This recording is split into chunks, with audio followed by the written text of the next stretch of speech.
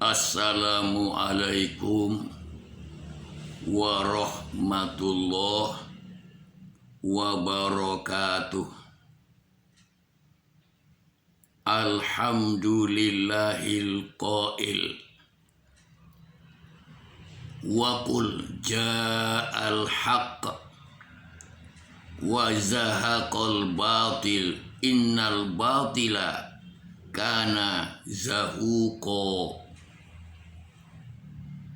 Wassalatu wassalamu ala nabiyyinal qail yahmilu hadzal ilma min kulli khalafin uduluh yumfauna anhu tahrifal ghalin wantihalal mubtilin wa ta'wilal jahilin wa ala alihil muhtadina bihadiyih wal muqtadina bisunnatih wan nasirina lida'watih wal munadilina anha bin nafsi wan nafis amma ba'd.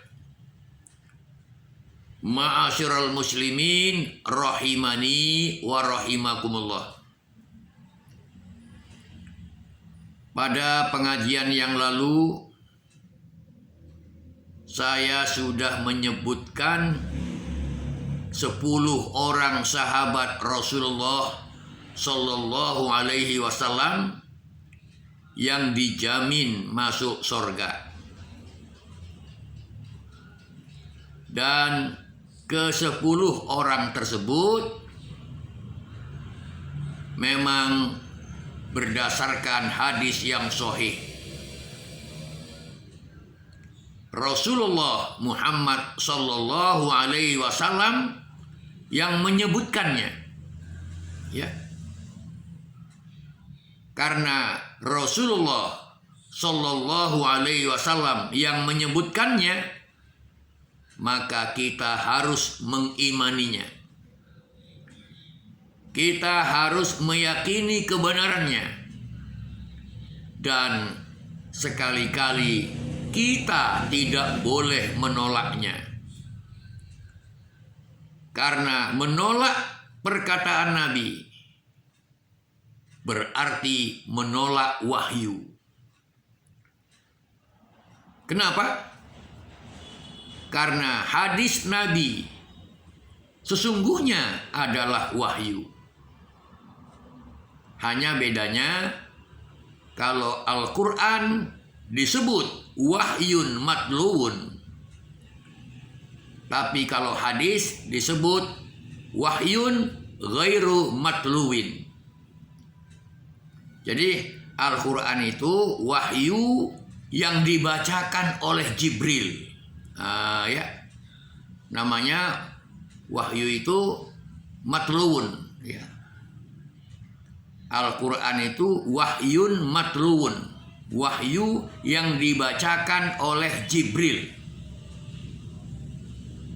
Sedangkan hadis ghairu matluin, wahyun ghairu matluin, wahyu yang tidak dibacakan oleh Jibril.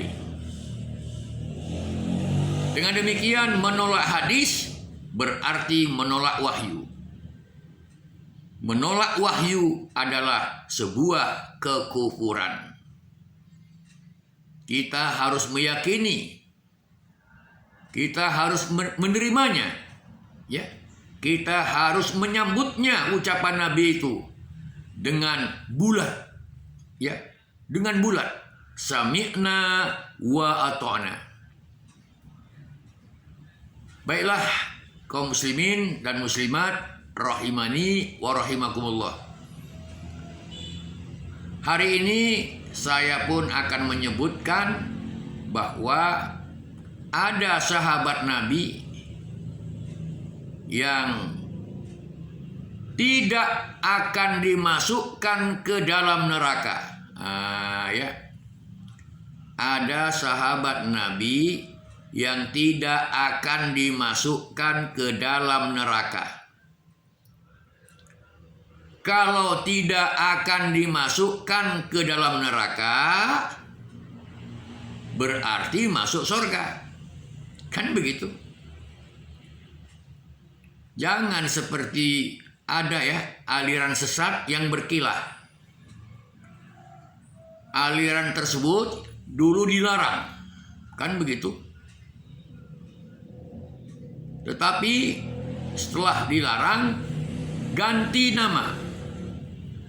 Berkali-kali ganti nama. Kalau dulunya jelas mereka itu mengatakan bahwa selain kelompoknya adalah kafir. Selain kelompoknya kafir. Maka sebetulnya mereka itu lebih tepat disebut kelompok takfiri. Ya, suka mengkafirkan gitu. Belakangan mereka merubah lagi paradigmanya. Namanya nggak dirubah, tapi paradigmanya dirubah. Kalau dulu mengatakan bahwa selain kelompoknya itu kafir, tapi kalau sekarang nggak. Selain kelompoknya tidak akan masuk surga. Hahaha ya. Sebetulnya kan berkilah itu ya. Kalau dulu selain kelompoknya kafir. Kalau sekarang katanya mereka nggak mengkafirkan. Hanya mereka mengatakan selain kelompoknya tidak akan masuk surga. Kan sama ya. Kalau tidak masuk surga kan kafir juga itu. Iya kan? Kalau tidak akan masuk surga itu namanya kafir. Ini berkilah ya. Begitulah ya. Aliran sesat itu begitu dilarang, mereka pun berusaha untuk merubah paradigmanya. Tapi kalau disimpulkan tetap aliran sesat karena mengkafirkan kelompok lain. Padahal Nabi sudah mengatakan, siapa yang mengkafirkan orang lain yang tidak berdasarkan hujjah, tidak ada bukti kekafirannya, maka tuduhan itu akan kembali kepadanya. Sebetulnya mereka yang mengatakan selain kelompoknya itu kafir, ya mereka sendiri yang kafir. Kan begitu. Maka kita nggak boleh mengkafir-kafirkan orang. Contoh lah ya, Syekh Muhammad bin Abdul Wahab. Dia tidak mau mengkafirkan orang, walaupun dia dituduh Wahabi. Dituduh tukang mengkafirkan orang. Di mana? Beliau paling hati-hati. Beliau baru mengkafirkan yang telah dikafirkan oleh Al-Quran, oleh As-Sunnah, dan oleh Al-Ijma. Kalau belum dikafirkan oleh Al-Quran, oleh Sunnah, dan oleh Ijma, beliau lebih memilih untuk tidak mengkafirkan. Begitulah Syekh Muhammad bin Abdul Wahab. Kenapa? Karena mengkafirkan orang lain itu resikonya sangat besar. Apalagi ya Syiah Rafidhah ya, yang dikafirkan itu para sahabat. Para sahabat yang mulia, yang dijamin masuk surga, mereka kafirkan. Baiklah ya. Hari ini akan saya tambah sedikit. Ada juga sahabat Nabi yang istimewa. Siapa itu? Mereka yang ikut perang Badar. Ya. Mereka yang ikut perang Badar, mereka termasuk sahabat Nabi yang istimewa. Sehingga dalam Sahih Bukhari kita menjumpai ada babu fadlin man syahida badron. Ya, itu dijumpai di kitab Sahih Bukhari. Babu fadlin man syahida badron. Bab keutamaan orang yang ikut perang Badar. Ya.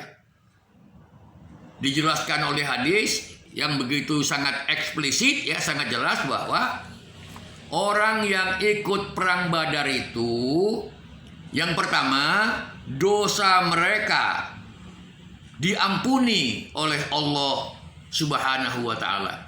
Masya Allah, ya. Mereka yang ikut perang Badar itu, dosa mereka diampuni.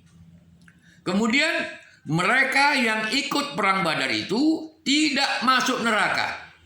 Ya, tidak masuk neraka, berarti masuk surga. Masya Allah.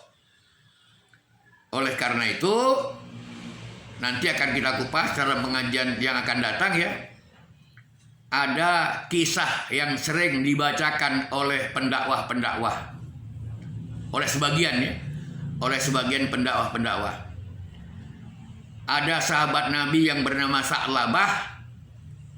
Itu katanya Sa'labah itu dulunya miskin, didoakan Nabi menjadi kaya.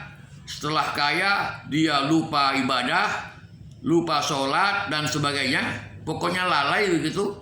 Bahkan ketika diambil zakatnya, dia nggak mau. Maka sampai turun ayat 75, ya. Ayat 75 dan ayat 76 surah At-Taubah. Setelah turun ayat ini, beliau pun takut, sehingga beliau membawakan hartanya kepada Nabi, dan inilah zakat saya. Kenapa? Karena takut kepada firman Allah tadi. Begitu dalam cerita itu. Nah, Nabi menolaknya. Ketika Nabi wafat, diserahkan kepada Abu Bakar. Abu Bakar menolaknya. Begitu dalam cerita itu. Dibawakan kepada Umar. Umar menolaknya. Apakah ini benar? Ternyata riwayat ini tidak sahih. Ya. Riwayat ini bukan saja lemah, tetapi sangat lemah. Ya, lebih lemah dari sarang laba-laba. Insya Allah nanti akan datang kita kupas ini mengenai Sa'labah. Ya, Sa'labah itu tidak seperti yang sering diceritakan orang. Kan begitu. Memang, ya, ceritanya enak mendengarnya. Tapi ternyata riwayatnya sangat lemah. Dan ditinjau dari segi matanya juga sangat lemah. Kan begitu. Nantilah, ya, kita bahas. Untuk hari ini sampai di sini. Wallahul muwaffiq wal hadi ila shawab. Wassalamualaikum warahmatullahi wabarakatuh.